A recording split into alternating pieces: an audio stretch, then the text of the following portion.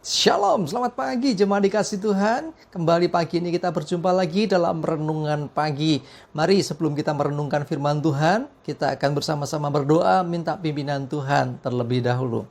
Bapa di surga, terima kasih, sungguh kami mengucap syukur untuk setiap kesempatan, setiap waktu yang Tuhan beri bagi hidup kami. Terima kasih untuk segala rahmat dan anugerah-Mu, berkat perlindungan, pemeliharaan dan penyertaan-Mu ya Tuhan. Terima kasih kami mengucap syukur. Dan pagi ini juga kami memerlukan firman Tuhan. Kami butuh firman-Mu Tuhan, menerangi, menuntun langkah hidup kami. Mari Tuhan singkapkan dan nyatakan kebenaran-Mu dan urapi kami, sehingga bisa menangkap pesan Tuhan dan juga melakukannya dalam hidup kami. Terima kasih, kami bersyukur dan berdoa di dalam nama Tuhan Yesus Kristus. Amin.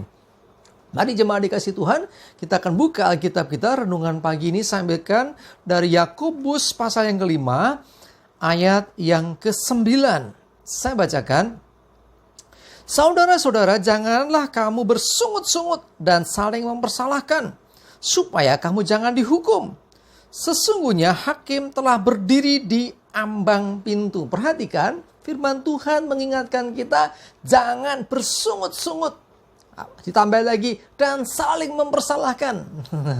Ya, kalau bersungut-sungut itu seperti apa sih? Bersungut-sungut dalam pengertian sederhana saya sampaikan, dresulo.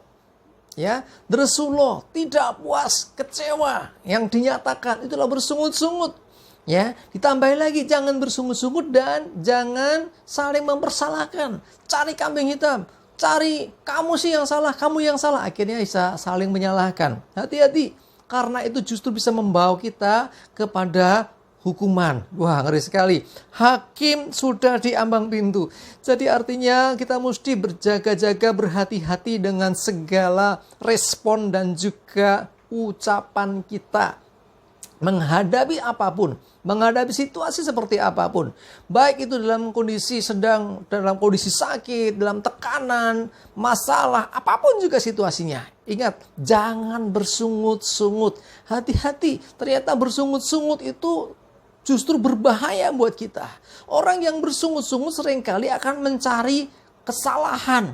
Siapa yang salah? Bukan introspeksi diri, bukan melihat kepada dirinya, tapi akan melihat orang lain. Ini gara-gara si A, ini gara-gara si B. Jadi seperti ini. Bisa saja orang bersungut-sungut akhirnya cari kambing hitam.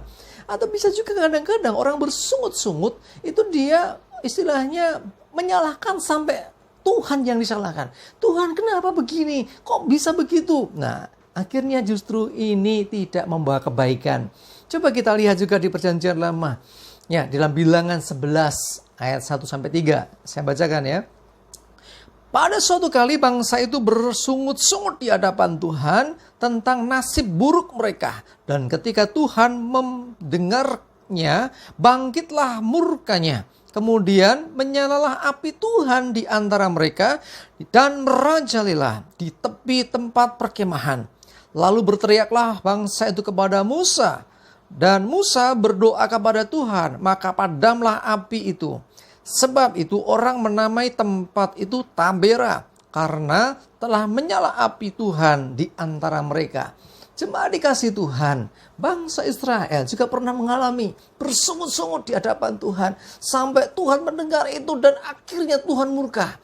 Ya, ada nyala api murka Tuhan. Wah, ngeri sekali waktu itu. Sehingga bangsa itu mulai ketakutan. Akhirnya mereka datang kepada Musa. Dan Musa yang berdoa. Akhirnya Tuhan, murka Tuhan padam. Ya, api itu kemudian padam. Jadi jemaat dikasih Tuhan, hati-hati. Jangan mudah bersungut-sungut. Ya, memang alasannya seringkali orang yang bersungut-sungut itu karena dalam posisi yang tertekan. Dikatakan tadi karena nasib buruk bangsa itu. Jadi mereka mengalami hal-hal yang buruk. Jemaat dikasih Tuhan, mungkin kita juga sering mengalami itu. Kita mengalami situasi kondisi yang tidak baik. Kita mungkin sedang sakit, mungkin kita sedang rugi. Kita mungkin sedang tanda kutip sial. Apa yang kita lakukan gak berhasil. Mungkin ada orang Jawa bilang ketulo-tulo uripku. Ya, hari ini kok hari yang tidak menguntungkan ya. Dino iki kok uripku ketulo-tulo ya. Sekalipun menghadapi segala situasi yang gak baik, jangan bersungut-sungut. Ingat bahwa apapun yang terjadi atas hidup orang percaya, dalam kendali Tuhan. Sekalipun buruk di mata kita, sekalipun berat, sekalipun tidak enak, tetapi kita percaya bahwa segala yang diizinkan Tuhan tidak melebihi kekuatan kita. Bahkan Tuhan punya maksud yang baik dan indah di balik semua yang kelihatan tidak baik itu. Terus kita mesti gimana kalau mengalami situasi yang tidak mengenakan? Oh, kok lagi kok lagi enggak baik hidupku? Tetap perhatikan ayat firman Tuhan. Coba kita lihat dalam 1 Tesalonika 5 ayat yang ke-18. Saya bacakan ya, 1 Tesalonika 1 Tesalonika 5 ayat yang ke-18. Mengucap syukurlah dalam segala hal, sebab itulah yang dikehendaki Allah di dalam Kristus Yesus bagi kamu. Nah, ini yang harus kita lakukan. Mengucap syukur dalam segala hal. Bukan hanya pada waktu baik saja. Bukan pada waktu sedang beruntung saja. Ya, sedang naik jabatan, sedang naik posisi, bersyukur ngadain syukuran, ya kan? Oh, sedang gajinya nambah, bonusnya besar, syukuran. Nggak salah ya. Tapi bagaimana kalau kita, waduh hari ini kita rugi, waduh hari ini penghasilannya nggak terlalu banyak, waduh hari ini kok kondisinya kita kok kurang beruntung misalnya. Saudaraku dikasih Tuhan, tetap mengucap syukur. Sebab segala yang kelihatan buruk itu seringkali Tuhan izinkan terjadi dengan maksud baik. Tuhan punya rencana yang baik. Ingat bahwa Tuhan mengetahui rancangan yang baik atas hidup kita. Rancangan damai sejahtera, bukan kecelakaan, bukan kegagalan. Hari depan penuh pengharapan, itulah janji Tuhan. Ayo kita belajar bersyukur. Bersyukur karena Tuhan, bukan bersyukur karena keadaan. Ingat, mau keadaan baik, keadaan buruk, mau keadaan seperti apapun, mengucap syukurlah karena Tuhan. Sebab itu yang dikehendaki Tuhan bagi kita. Mari, saya mengajak kita semua, buang sungut-sungut. Daripada bersungut-sungut, akhirnya kita ngedumel, bahkan kadang-kadang bisa sampai mengutuk. Hati-hati. Ya, kita bersungut-sungut misalnya kita menghadapi anak kita kok bandel sekali, atau dasar anak bandel. Hati-hati saudaraku. Ya, kita seperti sedang mengutuk. Ya, kadang-kadang bahkan kebablasan, anak sopo toh ya anak wong edan. Loh, ngomong sopo? Itu anak sendiri dibilang anak wong edan. Siapa yang edan? Nah, adalah akhirnya justru kita keladuk. Hati-hati. Ini contoh ya. Jadi kita mengajak kita semua, ayo, saya mengajak kita semua untuk jangan bersungut-sungut, belajar mengucap syukur apapun situasi kondisinya. Percayalah, Tuhan baik dan punya rancangan yang baik atas hidup kita semua. Amin. Kita berdoa. Terima kasih Tuhan, kami bersyukur hari ini.